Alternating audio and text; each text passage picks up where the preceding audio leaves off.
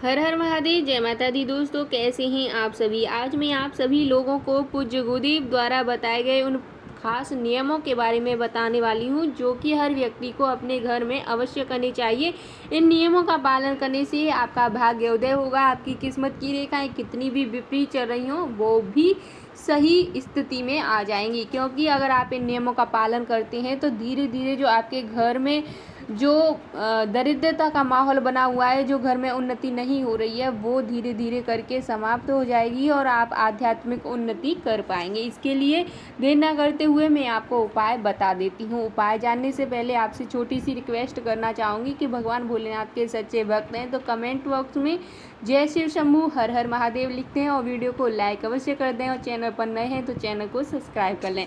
दोस्तों, आपको सबसे पहले प्रत्येक दिन जब भी आप इस वीडियो को देख रहे हैं, उस वीडियो को देखने के बाद उसी दिन से यानी कि दूसरे दिन से या उसी दिन से आपको इन नियमों का पालन करना प्रारंभ कर देना है। इसके लिए ज़रूरी नहीं है कोई दिन हो या कोई तिथि हो। आपको करना क्या है कि जैसे ही आप सुबह सुबह जगते हैं तो सुबह सुबह जगते ही जैसे ही आपकी आंखें खुलती हैं उस समय आपको अपने मुख से भगवान शिव के मंत्रों का जाप करना है। ओम नमः शिवाय या श्री शिवाय नमस्तुभ्यम, इन मंत्रों का 3 बार जाप करना है और उसके बाद अपने दोनों हाथों की हथेलियों को खोलना है और खोलने के बाद सीधे अपने हाथों की हथेलियों के दर्शन करने हैं। फिर अपने जो आंखें हैं, अपना चेहरा है, उस पर आपको हाथ फेरना है।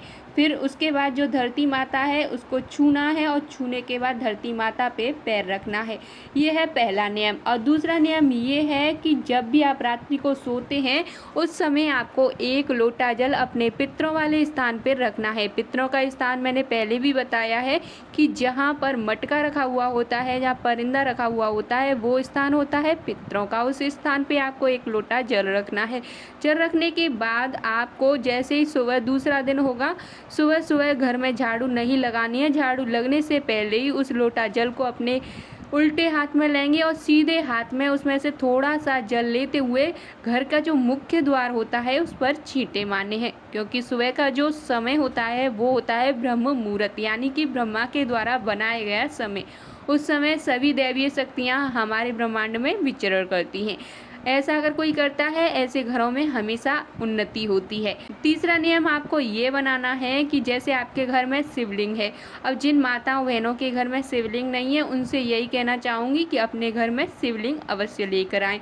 जिनके घर में शिवलिंग है तो वो प्रत्येक दिन सुबह सुबह स्नान आदि करने के बाद शिवलिंग की पूजा करती हैं और शिवलिंग की पूजा करने के बाद मंदिर भी जाती हैं। जैसे कि वो अपने घर में शिवलिंग की पूजा करती हैं तो शिवलिंग को स्नान तो अवश्य ही कराती होंगी, चाहे गंगा जल से कराएं या फिर दूध से कराएं या जल से कराएं। जिस भी चीज़ से आप स्नान कराती हैं उसी को, जैसे कि आपने थाली में स्नान कराया तो थाली में जो जल रह जाता है उसी जल को ले करके श्री शिवाय नमस्तुभ्यम मंत्रों का जाप करते हुए पूरे घर में छींटे मार देनी है। ऐसा करने से आपके घर का लड़ाई झगड़ा समाप्त होगा, घर का वातावरण सही बना रहेगा, यानी कि घर में सुख शांति बनी रहेगी। और जो घर में माँ लक्ष्मी का विकास नहीं हो रहा है, यानी कि घर में माँ लक्ष्मी नहीं आ रही हैं, तो माँ लक्ष्मी भी प्रसन्नतापूर्वक आपके घर में प्रवेश कर जाएंगी।